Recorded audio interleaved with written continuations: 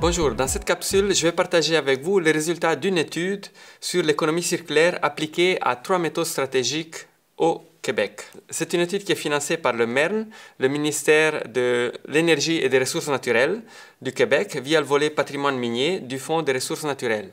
Il a duré 3 ans, il s'est terminé en 2018.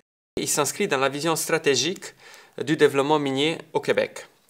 C'est une étude qui a été réalisée par une équipe interdisciplinaire de professeurs et chercheurs de Polytechnique Montréal, HEC et l'Université de Montréal, et avait pour objectif d'évaluer le potentiel de circularité du cuivre, du fer et du lithium pour le Québec. Pour les 3 métaux, on a présenté les résultats des analyses de flux de matière. Ces résultats sont présentés à travers leur chaîne de valeur et l'ensemble des activités qui se passent au Québec, à travers des étapes d'extraction, de transformation, de fabrication, d'utilisation et de fin de vie. Pour le cuivre et le fer, on a des activités extractives au Québec, très importantes pour le fer, moins importantes pour le cuivre, des grosses activités de transformation du fer et du cuivre, très importantes pour le cuivre, et la grande majorité des produits sont exportés avant d'attendre la fabrication et l'assemblage au Québec.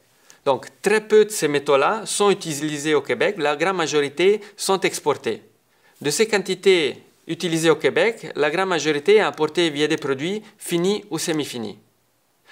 Pour les 2 métaux, on trouve un grand stock en phase d'utilisation. Donc, c'est le métal qu'on trouve dans l'infrastructure, dans les bâtiments, dans le transport ou dans l'industrie manufacturière.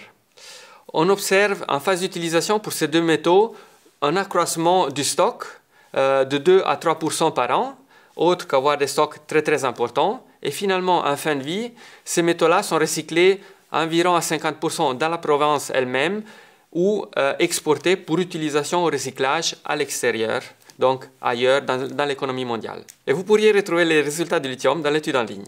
Deuxième volet de cette analyse, c'était la revue des bonnes pratiques et stratégies de circularité à l'international. On a répertorié 41 stratégies de circularité, 18 communes aux métaux et 23 propres aux produits contenant ce métaux. Par exemple, on a identifié des stratégies pour mieux gérer l'extraction minière ou les résidus miniers, typiquement par des stratégies qui visent à mieux entreposer les rejets miniers pour une extraction ultérieure lorsque la technologie permettra d'extraire, par exemple, du cuivre à des concentrations inférieures.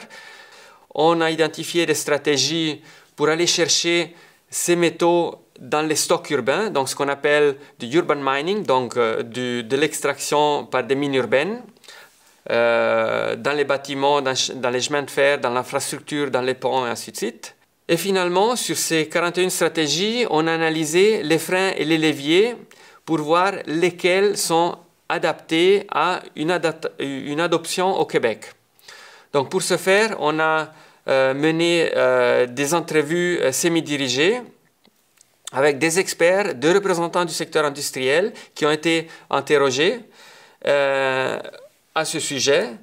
Et sur ces 13 stratégies-là, finalement, on les a analysées à travers 3 critères. Le potentiel de circularité, donc quelle est la quantité de métaux recyclés ou réutilisés, ou quelle quantité de minerais non extraits au Québec on peut obtenir grâce à un meilleur potentiel de circularité. Deuxième critère, la faisabilité économique de la circularité. Donc, est-ce que la stratégie est rentable pour l'entreprise et économiquement optimale pour la société? Et finalement, est-ce que l'implémentation d'une telle stratégie peut générer un risque de déplacement d'impact ou un bénéfice sur le plan environnemental, par exemple par une réduction sensible des émissions de gaz à effet de serre. Et voilà les résultats à l'écran. Donc, on présente les différentes stratégies sur ce tableau à double entrée. On y va 3 niveaux de faisabilité technico-économique, donc forte, moyenne et faible, et 3 niveaux de potentiel de circularité, aussi fort, moyen et faible.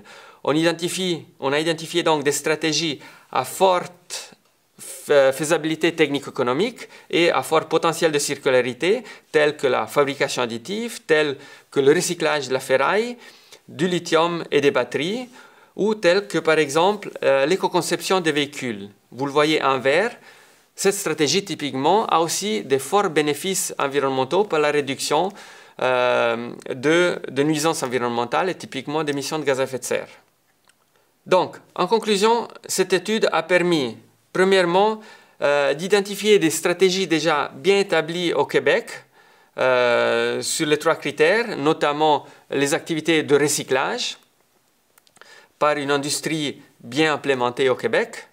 Deuxièmement, on a identifié des stratégies prometteuses, mais où il y a des compromis à aller rechercher.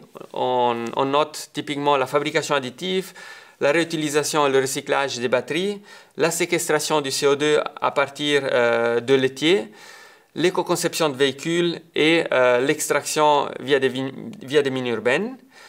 Et troisièmement, une approche transversale est nécessaire pour le développement d'activités circulaires.